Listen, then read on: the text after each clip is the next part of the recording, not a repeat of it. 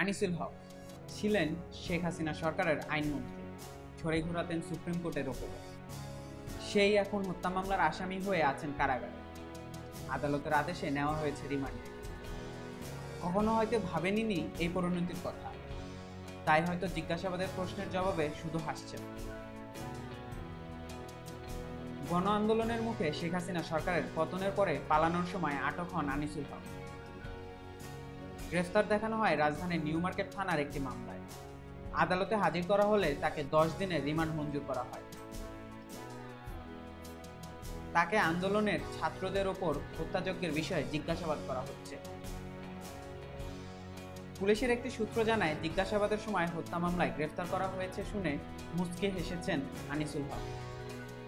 তিনি সুপ্রিম কোর্টের অবস্থা জানতে চেয়েছেন তদন্ত কর্মকর্তাদের কাছে। কারা নতুন করে বিচারক হিসেবে নিয়োগ দিলেন সে বিষয়েও জানতে চান তিনি। সূত্র আরও জানায়, সাবেক আইনমন্ত্রী আনিসুল হক জিজ্ঞাসাবাদে একেবারেই স্বাভাবিক ছিলেন। তিনি পুলিশের কোনো প্রশ্নের উত্তরই দেননি। প্রশ্ন করা হলে শুধু হাসেন। শুক্রবার 16 আগস্ট ছিল তাদের রিমান্ডের তৃতীয় দিন। তাদের ইন্ধনে দোকান কর্মচারী শাহজাহান আলীকে হত্যা করা হয়েছে এমন অভিযোগে গ্রেফতার করা হলেও সার্বিক বিষয় নিয়ে দফায় দফায় জিজ্ঞাসাবাদ করা হচ্ছে।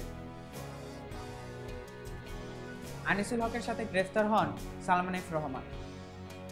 গ্রেফতার সালমান এফ রহমানের বিরুদ্ধে শেয়ারবাজার কারসাজি সহ কোটি কোটি টাকা আত্মসাতের অভিযোগ রয়েছে।